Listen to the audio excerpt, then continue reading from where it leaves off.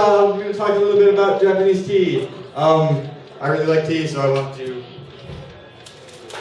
talk about it. So yeah. What better words? So, first of all, as we're fixing the projectors here, what is actually tea? What are we talking about when we say tea?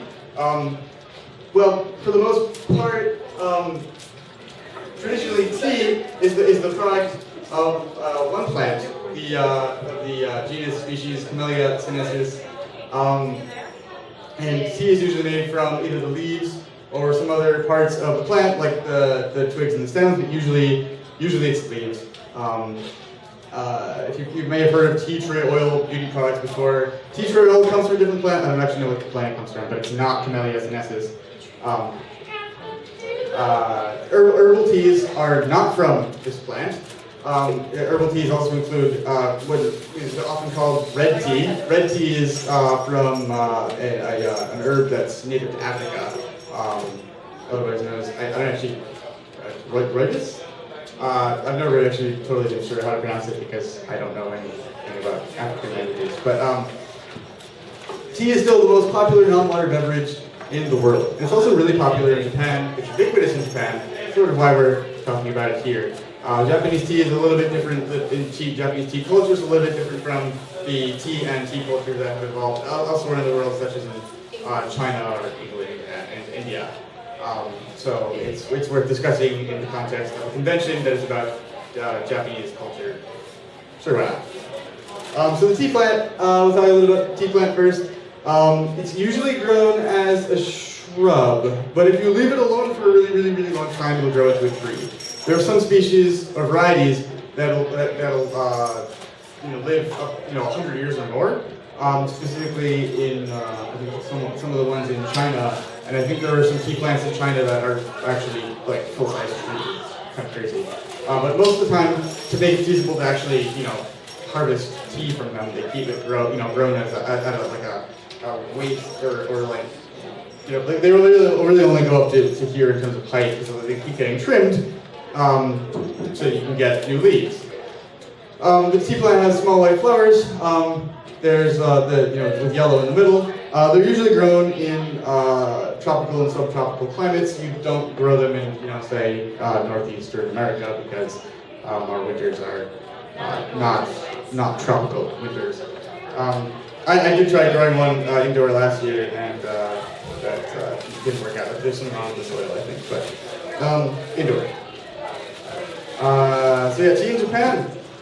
Tea is referred to, the word for tea is cha. It's usually referred to honorifically as ocha, because o is that you tack that on the front of things to, like sushi would be o sushi. It adds a little bit of respect to it. It originally came from China, to Japan from China in the 800s, would be the 9th century. First popular with Buddhist monks. A lot of most of the original trade with China was sort of, because of knowledge, was through traveling Buddhist monks. And then caught on with the upper classes later on, starting with the emperor. The first guy to really want to try to get Japan into producing tea domestically instead of importing it from China was Emperor Saga in the early 800s. Because the southern Japan is closer to China, it's also warmer down there. So cultivation started in southern Japan and gradually moved north. And all the processing methods that they used originally were derived from China, which was for a form of green tea. They actually took leaves and they mashed them up they formed these blocks. And to make tea, they would shave shave off of these blocks. But since it was unfermented, that was effectively green tea. We'll talk about that in a second. So the growth of popularity in tea in Japan was really in the Edo period, because suddenly the samurai didn't have jobs. They weren't, warring anymore. So what are they going to do? They started getting involved in cultural activities. And so part of that, they would have these crazy tea parties apparently, where they would compare their tea bowls, and they would. I read an article that actually said that part of these things they would try to have like blind tasting contests, where it's just like, okay, well, what garden is this one from? You know? So samurai stopped killing each other and had tea parties. As part of that, because there was more focus on tea, they started innovating processing methods, developing their own processing methods. And as part of this also, they got their own tea culture, which included Japanese tea ceremony. In modern Japan, Japan is actually the 10th largest producer of tea. Apparently a few years ago it was 8th, but some other countries kind of more apparently. Only 10% of that is exported. So it's mostly for domestic consumption. They do export it. For a while, like a few hundred years ago, it was one of their largest exports. But now technology is, kind of all that. So yeah, it is basically ubiquitous in daily life. So what we see, the tea is more often in vending machines than water is here. In some seasons, such as summer, Coca-Cola will actually sell more tea than any other bottled product, which is kind of interesting. So yeah, at hotel rooms you'll see this instead of a coffee machine. Hot water boiler like the one that is behind me. Okay, over there. This is your vending machine. I tried to highlight the tea products in there. This one happened to be a Coke machine on Mount Fuji. There are vending machines like Coke all the way up Mount Fuji. And they have more different kinds of bottled tea than they actually have Coke in the Coke. Yeah, every major beverage company has like a dozen or more different bottled tea products. Different tea variety. So this is just in general. This is not specific to Japan. You've probably heard of most of these. The difference is usually in the oxidation. The oxidation step is basically you just leave it out for a while. The leaves will start kind of turning black. That's also where the caffeine kind of seeps out the fibers. White tea is just roasted without oxidizing. Green tea is very similar, but it's usually steamed first. So that's one of the major differences. White tea is also usually made from only the youngest leaves. So that's why it's usually more expensive. White tea, that's more of a Chinese style. Oolong is actually popular in Japan. They don't produce it there, but they consume it a lot. It's partially oxidized. It's somewhere in between green tea and black tea. And black tea is what we commonly know as Lipton and everything else. Completes it's as oxidized as possible, pretty much. So that's why it's black. The leaves turn black as part of the oxidation process.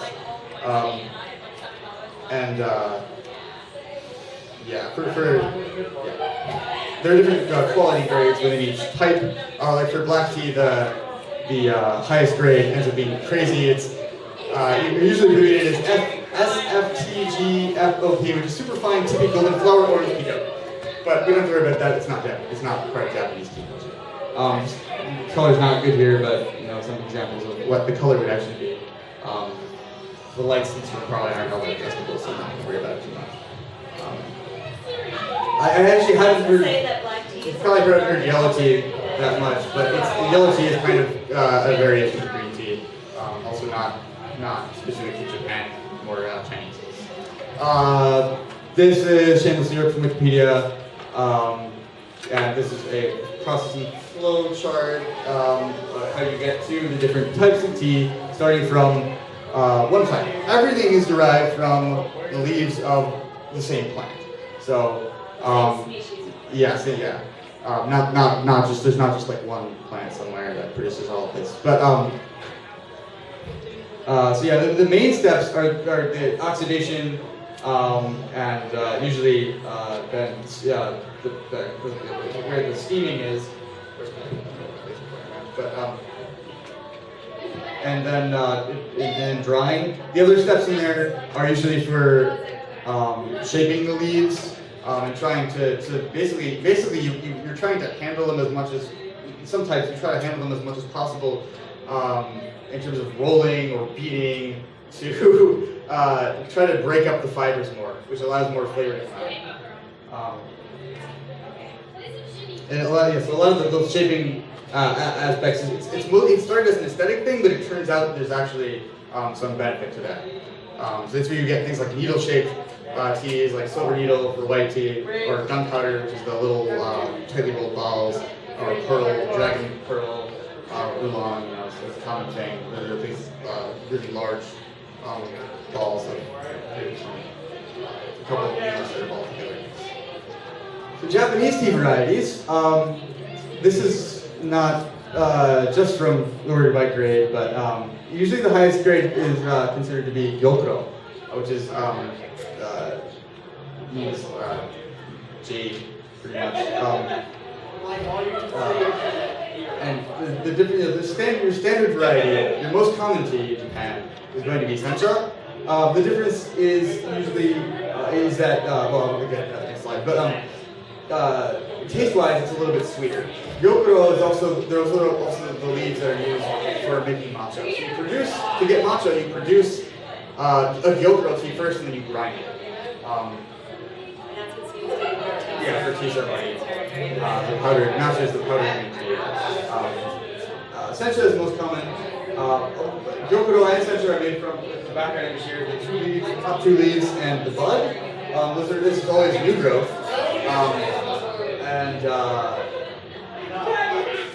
Yeah, so that there are many varieties, sub-varieties of sencha. There's a lot of different ways to actually produce it. You can vary the steaming, the length of the steaming step. You can use different plant varieties or a couple of different varietals, and the taste is a little bit different. You can grow them at different elevations. Elevation is a big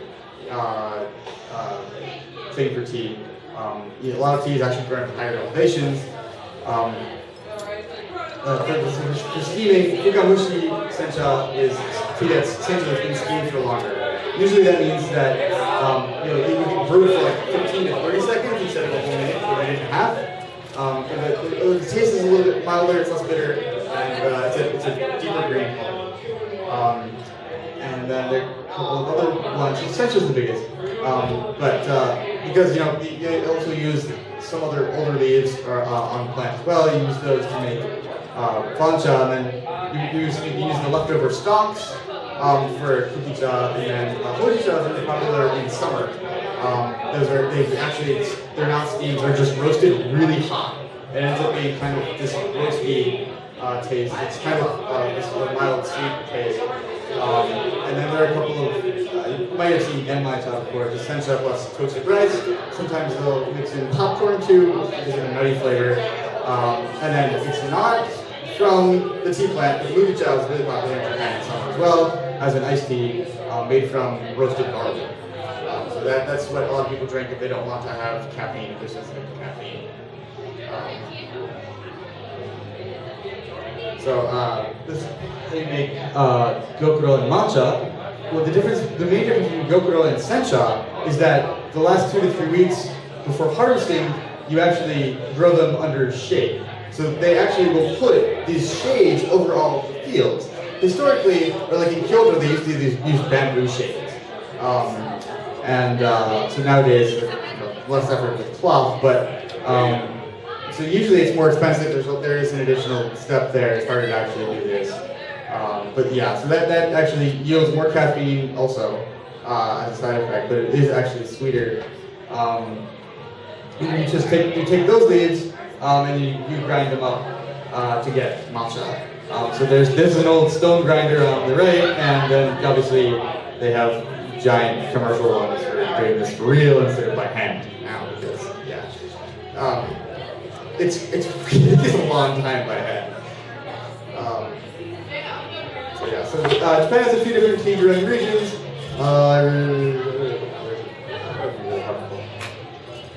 Anyway, there it is. Okay. So the biggest in terms of production volume is Shizuoka, which is kind of pretty close to Tokyo, really, not quite in the middle of the country. Shizuoka is over. Where did Shizuoka go? Shizuoka's over here. Which is actually, so that region produces almost all types of tea, of Japanese style tea, in terms of varietals. And most of the major growers in Japan are companies or have locations there. Kagoshima is way far south here, and is the number 2 region. They probably got started really early because of the trade with China. And that's basically tropical. Shizuoka is definitely not tropical climate. Mie is in the Kansai area, which would be, I can't read this over here, which is the third largest producer of tea in Japan. And then by Kyoto, Kyoto is also kind of, for tea wise, known as produces uji tea. They have a specific plant varietal they use for that. And a lot of Gyokuro matcha come out of Kyoto. And for a while, I lived for a year around Aichi Prefecture, and Aichi is well known for matcha production as well. Actually, this photos, background photos from Nishio in Aichi Prefecture.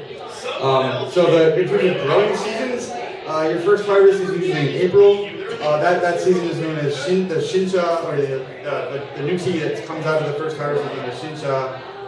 Shin is the word for new, so basically just new tea. And that would be that's for Honshu, at least. I don't know, I'm not totally sure about growing seasons in Kagoshima, but Honshu is the main island. So you harvest tea basically from April through September. So they get a few different, like 3 or 4 harvests probably. So anyone have any idea what these fans might be? Any guesses? Exactly. Wow. Okay, awesome. So Shizuoka gets cold in winter actually because it's not that far south.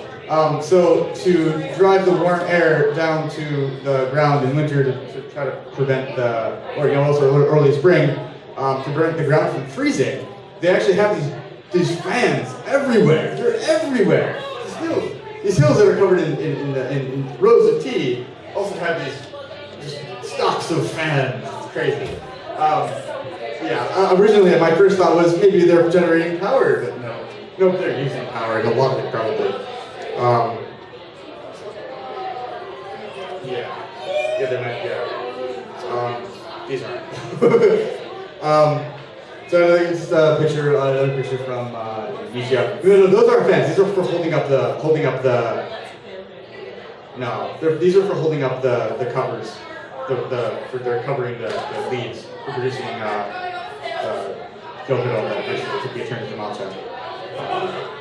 You can't really see it very well on this projector.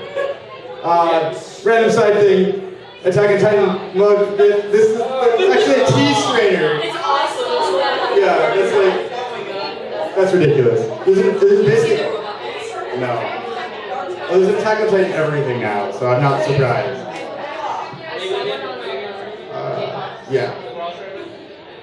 So just some notes on tasting. What do you actually want to pay attention to when you're actually trying to do tasting? This is something that's obviously extremely subjective. Tasting anything is going to be really subjective. The things that generally most people talk about paying attention to are the sort of vegetal and grassy scents that usually you get that from higher grades of sencha. You can also get kind of a flowery or fruity taste. We describe Gyokuro as being sweeter than some other kinds of say lower grade sencha perhaps. If you brew tea too long or too hot and ends up being bitter, that would be astringency. There's also this. I think it's kind of a crazy thing. That the whole you've probably heard of umami, which is the kind of pleasant savory taste sensation. There's some scientific debate as to if this is actually a taste you can. There may be actual taste receptors for it. You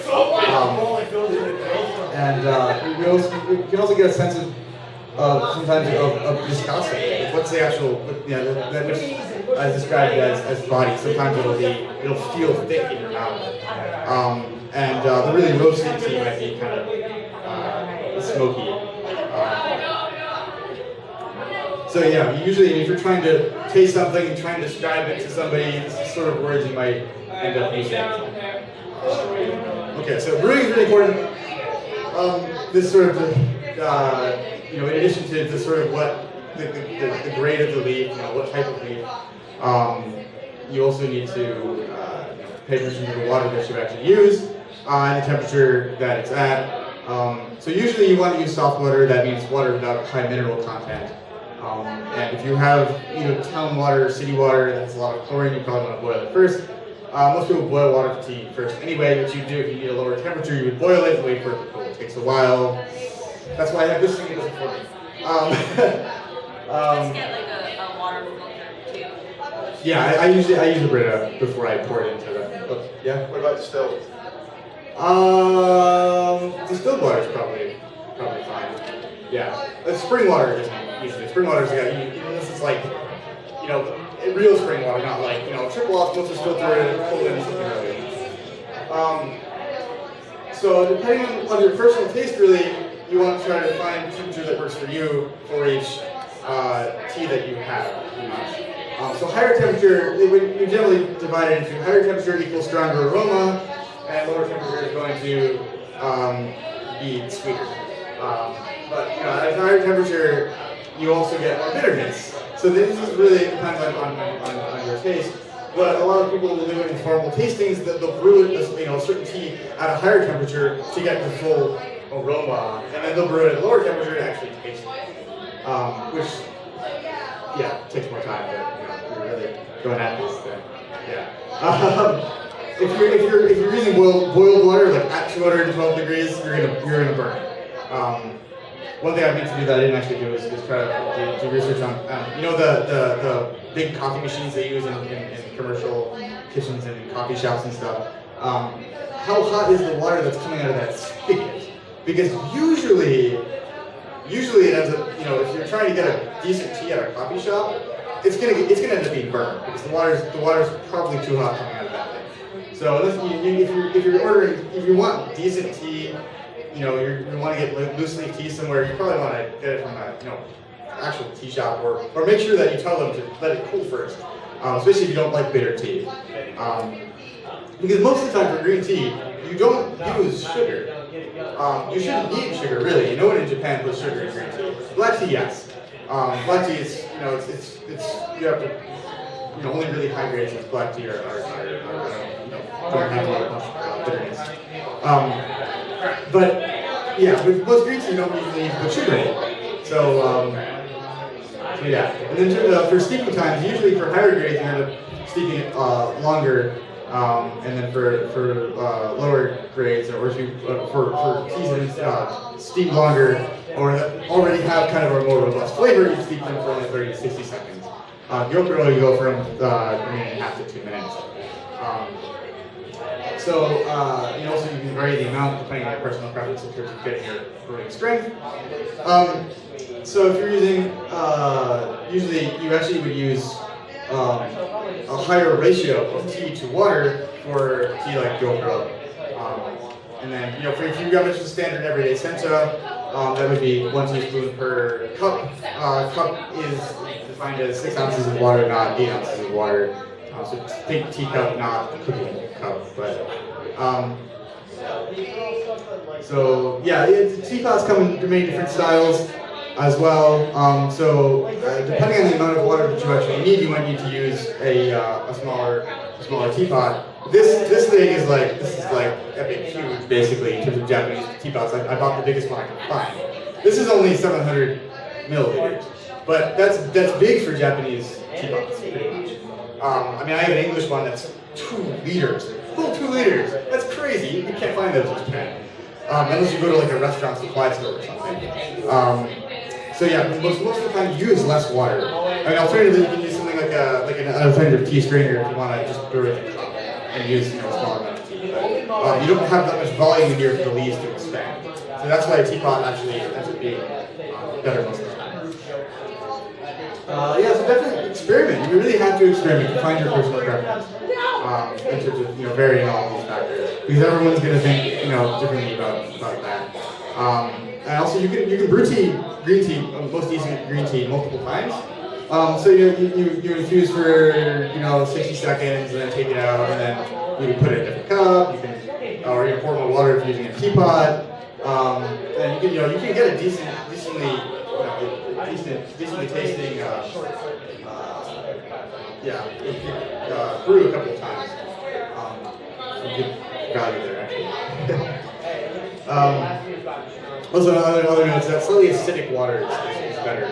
Usually don't have much control over the pH of the water. So, the nice thing about buying a water boiler or someone who drinks tea regularly, like advocates, is you can actually set the boiler to exactly the temperature. Yeah, this one has 3 temperature settings, 210, I think? 208, 195, 175. I actually sort of think that the 175 is too high, I wish there was an in-between there, because I often need like 180. But I mean, usually, if you're using the 195 and you're pouring it into a separate container, by the time it hits the container, the temperature has dropped a little bit, because the surface is not being as hot. So, one quick note on storage is that light and oxygen break down tea. So, oftentimes, most Japanese tea sellers will sell it, these 2-ounce packets. You're not buying decent tea like by the ton, unless you're doing wholesale sales. Because you want to use it within a few months. The best buy date is really like if you don't open it, because otherwise it's going to oxidize. You'll notice, 6 months to a year later, for the same packet, that it doesn't taste quite like it did when you first got it. So you want to store tea in a closed container. Another note is that the actual tea canisters that you usually buy in Japan have an inner lid to try to make sure that you keep air out as much as possible. If you ever see high quality tea being sold for a suspiciously low price, you can almost guarantee that last year's tea. It won't taste as good as it would if you thought it was fresh. Yeah. Quick note on caffeine. Green tea doesn't have as much caffeine usually as black tea. As mentioned, though, Gyokuro has higher caffeine content than most essential has. And Hojicha actually, which is the really super roasted one that wasn't steamed at all, is really, really low in terms of caffeine. The younger leaves tend to actually have more caffeine, and you can't really look at color as an indicator. Because the darker it is, it doesn't necessarily mean the more caffeine it has. But overall, there's not a whole lot of caffeine compared to coffee. Actually, in terms of dry volume, if you took a teaspoon of tea versus a teaspoon of coffee, tea actually has more caffeine. If you use less tea to brew a cup, so that's why in the cup you end up with less caffeine. And you can actually reduce that if you're sensitive to caffeine by steeping for like 15 seconds first, or something like really a quick first steeping, discarding that, and then try to brewing again. You'll actually end up with less caffeine. So caffeine comes out really quickly. One of the reasons why I got into tea actually was because of the potential health benefits. There's a lot of debate on this. There have been some studies, a lot of them for specific diseases. There's criticism that they weren't done for long enough, so there's no real conclusive evidence. But the very first books that were written about tea, like 2,000 years ago, were about health benefits that they perceived then. Now, people nowadays still perceive health benefits. As far as I know, nobody's actually died from drinking tea, so that's good. Yeah, there's also sometimes there's a lot of fluoride in it also. But that's like if you're dumping it down your throat, I mean, that's all day, sort of like if you drink some kinds of soda, your skin will turn red. Or I forget what soda that was. But yeah. Tea does have a high concentration of antioxidants that can be associated with improvements in cholesterol and blood sugar levels and all this other stuff. That antioxidants also maybe associated with prevention of certain cancers that have been unconfirmed. There were studies that showed that tea causes cancer, but that was they found out because there was a specific population of people that drank it at boil. So the thing that was causing the cancer was the boiling water, and it was esophageal cancer. So yeah, don't do that. Tea also contains what that's been known as, it come to be known as tanin, I think, which is an amino acid, and through MRI studies and brain wave studies that actually is associated with relaxation. Overall, I would say, because kind of coming from a science background, I'd say more study really needed to really have any inclusive scientific perspective on what is really going on here. But I personally think that's pretty healthy. I feel healthy drinking tea. So, yeah.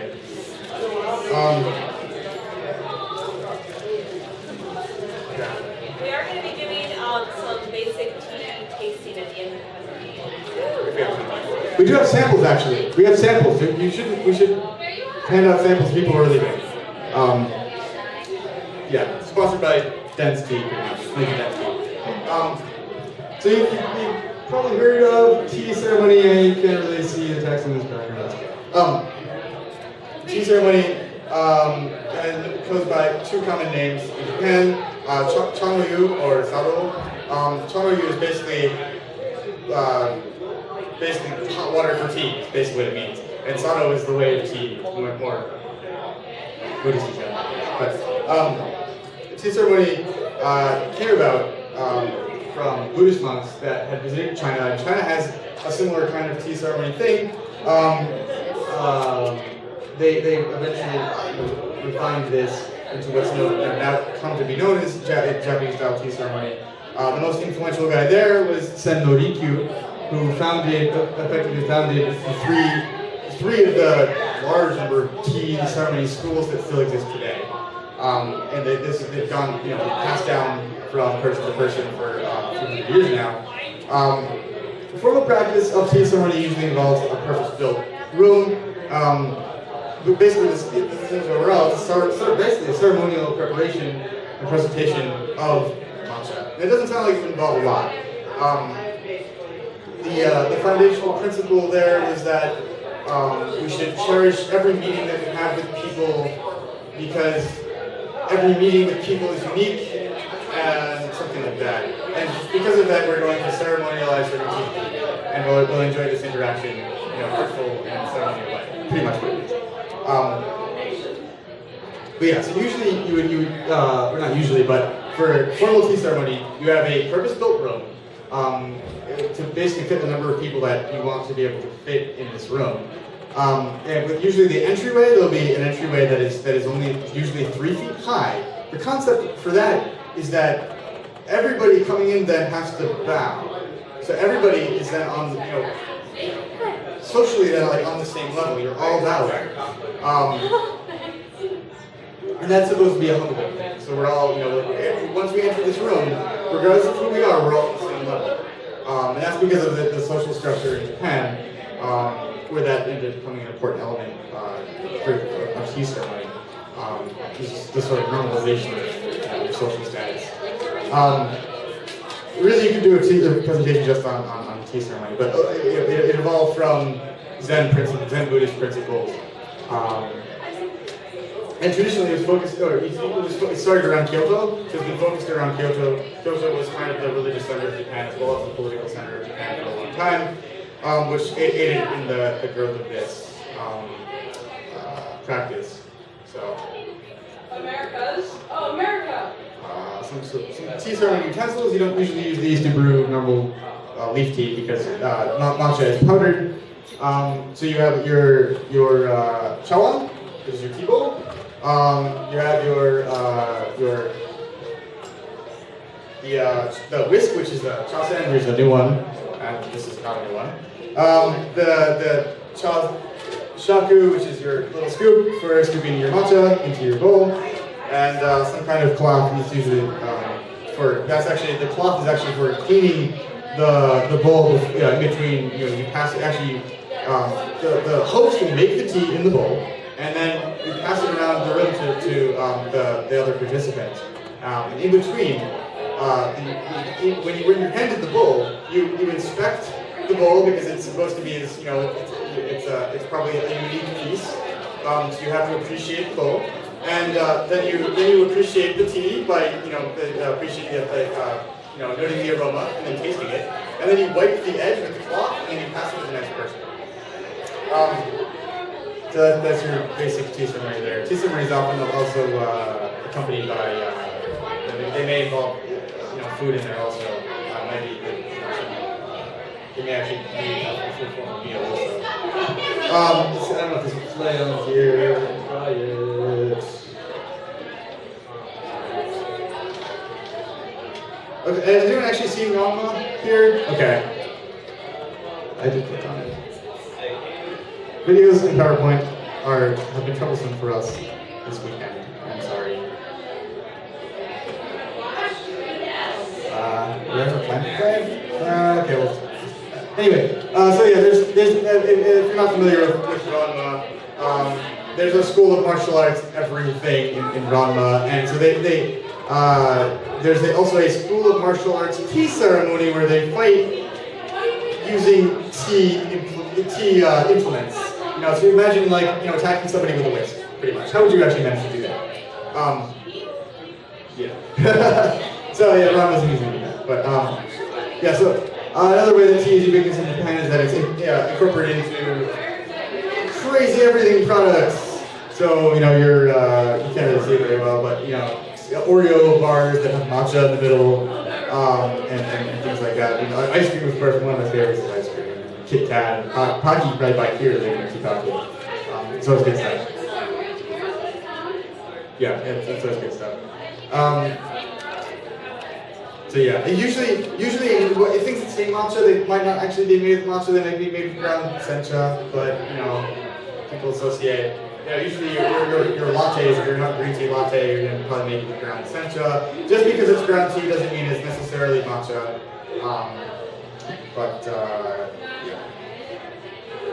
Yeah. Okay. So if you ever visit Japan, you can definitely go and visit these tea gardens. I went through Shizuoka and I had basically a tea pilgrimage, and I wandered around tea fields, and it was cool. One note on tea harvesting methods. For higher grades, they will be handpicked still, and for lower grades, they'll be mechanically harvested. They basically have these lawnmowers that it's effectively a lawnmower. It fits over the row, and there's blades that basically they just cut off the top of everything that's in the top there. They adjust the height, and then it just goes whoosh down the row. And that's where you get a lot of stocks in there that are later stages of the processing cycle. They take those out. And also Japan is famous for landscape gardens, Japanese style gardens. But usually there'll be a tea house there in the garden where you can arrange to experience tea ceremony. That's all the time. A lot of larger tea processing companies will actually do tours. There's sometimes little festivals in areas like Shizuoka around the Shinsha, the new tea season, in April. And there's this great museum actually in Shizuoka that I went to, also myself, but everything in there is in Japanese. It really helps to know Japanese if you go there. This background image was from Osaka. You pay $10 and they have their own little rows of tea out front, and you go and pick as much as you can, which is fun. Pick your own tea. So. We actually have some samples from the Dennis Tea Company that they very generously donated to us to share with you guys. We only have about 20 samples. I think there's roughly 30 people in this room. But we could give you other things maybe. I don't know. Sorry. So, I didn't think I'd do this many people. Yeah, we will be passing those out at the end of the presentation, so hopefully we'll be able to share with you. I like the Dens is actually, it was 10 years ago? It's a larger company in Japan. They started an American subsidiary based in California. They sell a lot of, most of the typical Japanese tea styles. I like their stuff, so I asked them for samples and they sent me samples today. They have a $3 sampler set thing you can get that includes sample packets of a few different varieties. That's a pretty good deal. I recommend it if you haven't ordered from them before. Lupicia is the Japanese equivalent of Tivana, pretty much. They don't have so much Japanese. The funny thing is that the American subsidiary doesn't really specialize in Japanese tea. They have some interesting blends if you're interested in that sort of thing with lucky blends, if we were to mention it. E2N is Japan's largest tea distributor. They have an American subsidiary as well, as well as a web store. Despite the fact they're the largest tea distributor in Japan, their stuff is pretty good.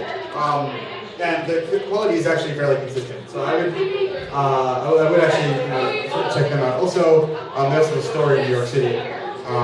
Adagio I haven't tried yet, but I like the way that their site looks. And actually, most supermarkets actually have a pretty decent selection now. Things like this stuff looks pretty good. I haven't tried it yet. And Republic of Tea products are in most supermarkets. Republic of Tea was one of the ways I got into tea.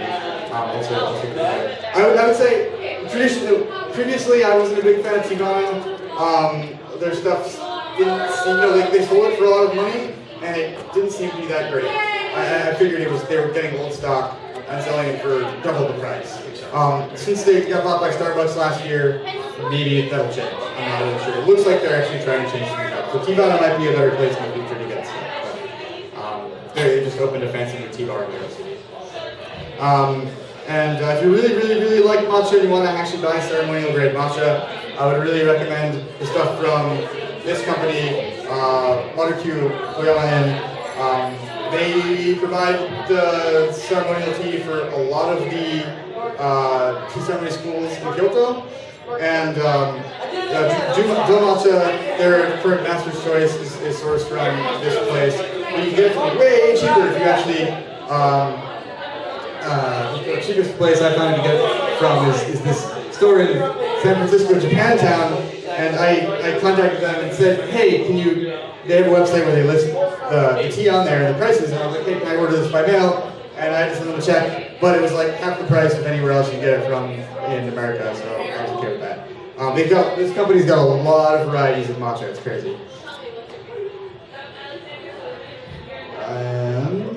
Okay, so there's some pictures of when I tried to make my own tea because I got these leaves from when I was at Ochimasato. So I used a colander to steam them over a pot, and then I roasted them in my crazy small convection gas oven that went up to like 1,000 degrees. This is in a Japanese apartment. Yeah, it worked out okay. It worked out better than most of the things I've tried to make before. So you can't really see up there. Yeah, it wasn't as strong tasting. I probably could have steamed it more, or maybe the roasting temperature was not quite right. But yeah, it's a lot better.